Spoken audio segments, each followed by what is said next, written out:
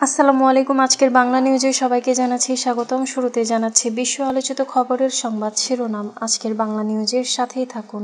আলাস্কায় Donald Trump ও Vladimir পুতিনের শীর্ষ বৈঠকের কয়েক ঘন্টার মধ্যে রাশিয়া ইউক্রেনে 85টি ড্রোন এবং একটি ব্যালিস্টিক ক্ষেপণাস্ত্র নিক্ষেপ করেছে বলে জানিয়েছে কিয়েভ। গাজায় চলমান ইসরায়েলি আগ্রাসন বন্ধে বিশ্ব সম্প্রদায়ের প্রতি জরুরি পদক্ষেপ নেওয়ার আহ্বান জানিয়েছেন তুরস্কের প্রেসিডেন্ট রিসেপ তাইপ এরদোয়ান। তিনি বলেন, গাজায় অপচয়ের আর সময় নেই। ডোনাল্ড ট্রাম্প জেলেনস্কিকে জানিয়েছেন পুতিন ইউক্রেনকে দোনেৎস্ক অঞ্চল ছাড়ার প্রস্তাব দিয়েছেন, কিন্তু ইউক্রেনের প্রেসিডেন্ট ভলোদিমির জেলেনস্কি সেই প্রস্তাব প্রত্যাখ্যান করেছেন। সামরিক চাকরি থেকে পলায়ন বা ফাঁকের বিষয়টি সমাধান না করা হলে ইহুদিবাদ ও ইসরায়েলের অস্তিত্বের অবসান সম্পর্কে লিবারম্যানের হুঁশিয়ারি।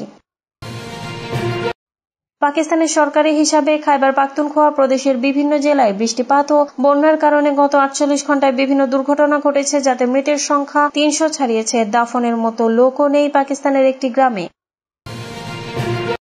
বাংলার মানুষ ইসলামী দলকে রাষ্ট্র ক্ষমতায় দেখতে চায়, আগামী বাংলাদেশ হবে ইসলামের বাংলাদেশ, বলেছেন আলাম্মা মামুনুল হক।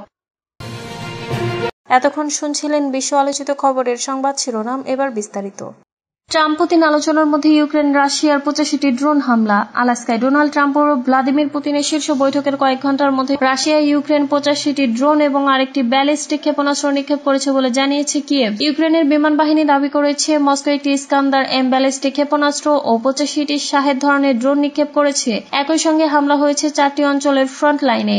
বাহিনী জানিয়েছে 15 আগস্ট সন্ধ্যা থেকে 16 আগস্ট ভোর পর্যন্ত এসব হামলা চালানো হয়। এই সময় আলাস্কায় পুতিন ও ট্রাম্পের মধ্যে আলোচনাও চলছিল। ইউক্রেন দাবি করেছে তাদের বিমান প্রতিরক্ষা ব্যবস্থা 61টি ড্রোন ভূপাতিত করেছে। উল্লেখ্য, ট্রাম্প ও পুতিনের আজ বৈঠকে ইউক্রেন বিষয়ে কোনো অস্পষ্ট অগ্রগতি হয়নি। যুদ্ধবিরতি কোনো খবরও দেননি দুই বিশ্ব নেতা, তবে তারা পুরনো বন্ধুত্ব পুনরুজ্জীবিত করেছে।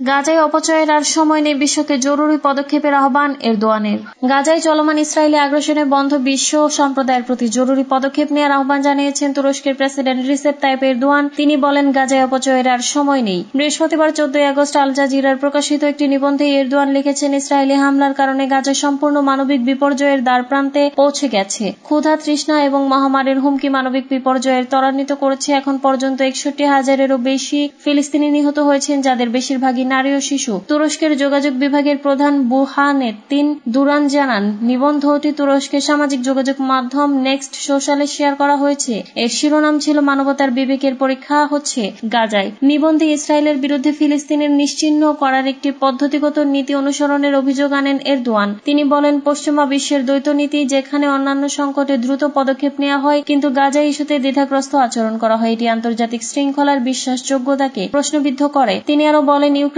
সংকটে বিশ্ব যেভাবে একত্রিত হয়েছিল, গাজার ক্ষেত্রে তেমনটা হয়নি। ইসরায়েল কোনো ধরনের নিষেধাজ্ঞা ছাড়াই গাজায় কার্যক্রম চালিয়ে যাচ্ছে। ইতিহাস সাক্ষী রাখবে কে গাজায় নিষ্ঠুরতার বিরুদ্ধে দাঁড়িয়েছে আর কে মুখ ফিরিয়ে নিয়েছে।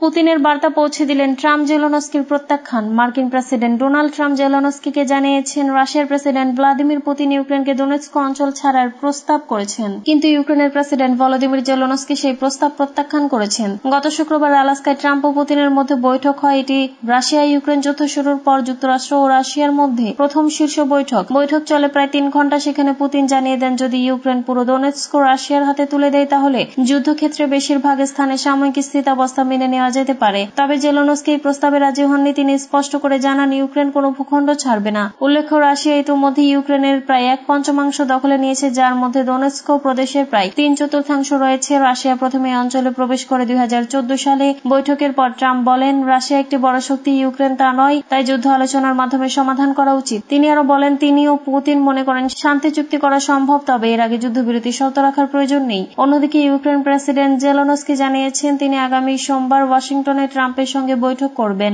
এদিকে ইউরোপীয় দেশগুলো ট্রাম্পের উদ্যোগকে স্বাগত জানালেও তারা ইউক্রেনের প্রতি সমর্থন অব্যাহত রাখার এবং রাশিয়ার উপর আরও নিষেধাজ্ঞা জোরদারের ঘোষণা দিয়েছে। ইহুদিবাদ ও ইসরায়েলের অস্তিত্বের অবসান সম্পর্কে লিবারম্যানের হুঁশিয়ারি।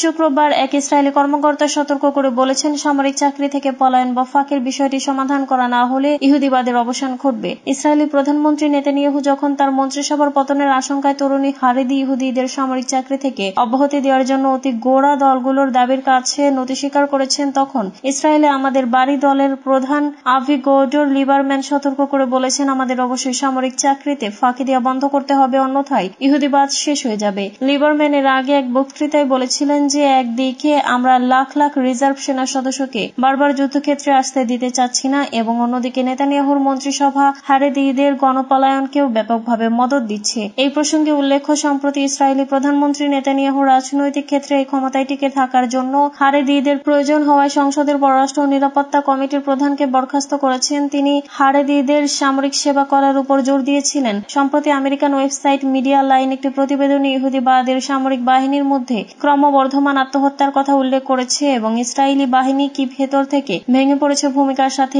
ইয়োড লিখেছেন, গাজা যুদ্ধ শেষ হওয়ার পর আত্মহত্যা ইসরায়েলি সেনাবাহিনীর বিরুদ্ধে প্রধান হুমকি হয়ে উঠেছে। নতুন পরিসংখ্যানে দেখা গেছে, গাজা যুদ্ধ শুরু হওয়ার পর থেকে 50 জনেরও বেশি ইসরায়েলি সৈন্য আত্মহত্যার কারণে প্রাণ হারিয়েছে। এর মধ্যে 2023 সালের 17টি, 2024 সালে 21টি ঘটনা অন্তর্ভুক্ত রয়েছে। দাফনের মতো লোকও নেই পাকিস্তানের একটি গ্রামে। পাকিস্তানের খাইবার পাখতুনখোয়া প্রদেশের বেসন্ত্রী গ্রামে আকস্মিক বন্যার খবর পেয়ে মসজিদের স্থানীয় ইমাম মাওলানা আব্দুল সামাদ অন্য গ্রামবাসীর মতো তার পরিবারকে দ্রুত বাড়ি খালি করার নির্দেশ দেন। কিছুক্ষণ পর যখন বাড়ি ফিরে আসেন, তখন তিনি দেখতে পান আকস্মিক এই বন্যার পানির তোড়ে তার বাড়ি সহ অনেকের বাড়িঘর সম্পূর্ণ ধ্বংস হয়ে গেছে।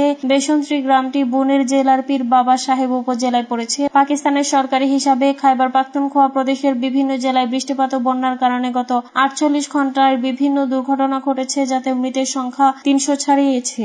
সেখানকার প্রাদেশিক দুর্যোগ ও ব্যবস্থাপনা কর্তৃপক্ষ পিডিএমএ জানিয়েছে, এখন পর্যন্ত 307 জন নিহত এবং 23 জন আহত হয়েছেন। পিডিএমএ সর্বশেষ প্রতিবেদন অনুযায়ী নিহতের মধ্যে 279 জন পুরুষ, 15 জন নারী, 13 জন শিশু রয়েছেন। আহতদের মধ্যে 17 জন পুরুষ, 4 জন নারী, 2 জন শিশু রয়েছেন। প্রতিবেদনে বলা হয়েছে, ভারী বৃষ্টিপাত এবং আকস্মিক বন্যার কারণে এখন পর্যন্ত মোট 74টি বাড়ি ক্ষতিগ্রস্ত হয়েছে, যার মধ্যে 63টি আংশিক এবং 11টি সম্পূর্ণ ধ্বংস হয়েছে।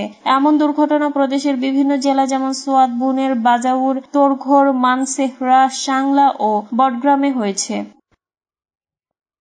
আগামীর বাংলাদেশ হবে ইসলামের বাংলাদেশ। মামুনুল হক। বাংলাদেশের খেলাফত মজলিসের আমির আল্লামা মামুনুল হক বলেছেন, বাংলার মানুষ ইসলামী দলকে রাষ্ট্র ক্ষমতায় দেখতে চায়। আগামী বাংলাদেশ হবে ইসলামী বাংলাদেশ। জীবন ও রক্ত দিয়ে অভ্যুত্থান অর্জিত হয়েছে, শুধু ক্ষমতার পালাবদলের জন্য নয়। জুলাই ঘোষণাপত্র 2013 সালে শাপলা চত্বরে ফ্যাসিস্টদের আক্রমণের শহীদদের কোনো সম্মাননা প্রদান করা হয়নি বলে আমরা নিন্দা জানাই। বার শহীদদের সাথে বর্তমান সরকার বেইমানি করেছে। শনিবার 16 আগস্ট বিকালে বাঞ্ছারামপুর বড় বাজার মাঠে খেলাফত মজলিস ব্রাহ্মণবাড়িয়া জেলার পশ্চিম কর্তৃক আয়োজিত গণসমাবেশে প্রধান অতিথির বক্তব্যে তিনি এসব কথা বলেন। এই সময় তিনি আরো বলেন, নির্বাচনের পূর্বে সংস্কার, ফ্যাসিবাদের বিচার এবং লেভেল প্লেইং ফিল্ড চাই। শাপলা চত্বর জুলাই আগস্টে নিহত শহীদদের উপর হামলাকারীদের দ্রুত বিচার করতে হবে। দেশ থেকে আওয়ামী ফ্যাসিবাদরা বিদায় নিয়েছে, কিন্তু তাদের ষড়যন্ত্র থেমে নেই। তাদের দোসররা এখনো বিভিন্ন ক্ষমতায় বসে আছে। বিএনপি, জামায়াত এবং এনসিপি সহ সকল সংগঠনের নেতাকর্মীদের উদ্দেশ্যে তিনি আহ্বান রেখে বলেন, আমাদের মাঝে রাজনৈতিক প্রতিযোগিতা থাকতে পারে,